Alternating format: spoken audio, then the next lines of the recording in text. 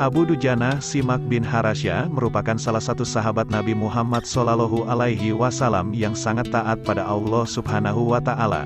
Pria yang berasal dari kabilah Khazraj ini hidup serba kekurangan. Kisah hidupnya membekas di hati Rasulullah. Bahkan, Rasulullah pernah menangis setelah mendengar cerita kelaparan yang dialami keluarga Abu Dujana. Suatu hari, Rasulullah menegur Abu Dujana karena setiap usai menjalankan ibadah salat subuh berjamaah, dia langsung pulang ke rumah. Abu Dujana tak pernah menunggu pembacaan doa yang dipanjatkan Rasulullah selesai. Hai, apakah kamu ini tidak punya permintaan yang perlu kamu sampaikan pada Allah Subhanahu wa Ta'ala sehingga kamu tidak pernah menungguku selesai berdoa? Kenapa kamu buru-buru pulang begitu? Ada apa? Tanya Nabi. Ya Rasulullah, kami punya satu alasan. Jawabnya, apa alasanmu? Coba kamu utarakan, perintah Nabi. Begini, rumah kami berdampingan persis dengan rumah seorang laki-laki. Nah, di atas pekarangan rumah milik tetangga kami ini, terdapat satu pohon kurma menjulang, dahannya menjuntai ke rumah kami. Setiap kali ada angin bertiup di malam hari, kurma-kurma tetanggaku tersebut saling berjatuhan, mendarat di rumah kami. Kata Abu Dujana, mulai bercerita. Ya Rasulullah, kami keluarga orang yang tak berpunya. Anakku sering kelaparan, kurang makan. Saat anak-anak kami bangun, apapun yang didapat, mereka makan. Oleh karena itu, setelah selesai salat, kami bergegas segera pulang sebelum anak-anak kami tersebut terbangun dari tidurnya.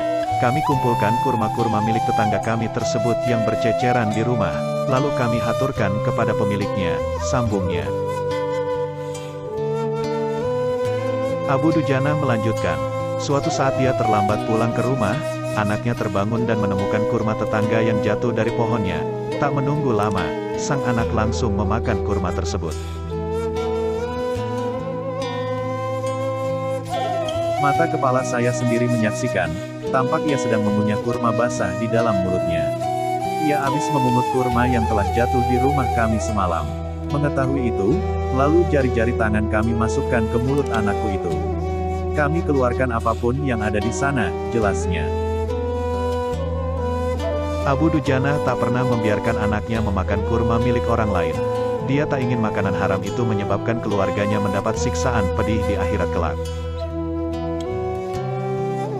Kami katakan, nak, janganlah kau permalukan ayahmu ini di akhirat kelak. Anakku menangis, kedua pasang kelopak matanya mengalirkan air karena sangat kelaparan.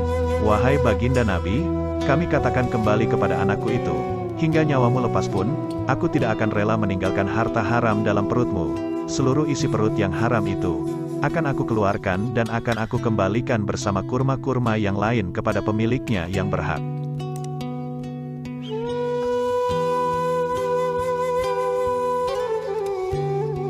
Pandangan mata Rasulullah langsung berkaca-kaca mendengar pengakuan Abu Dujana.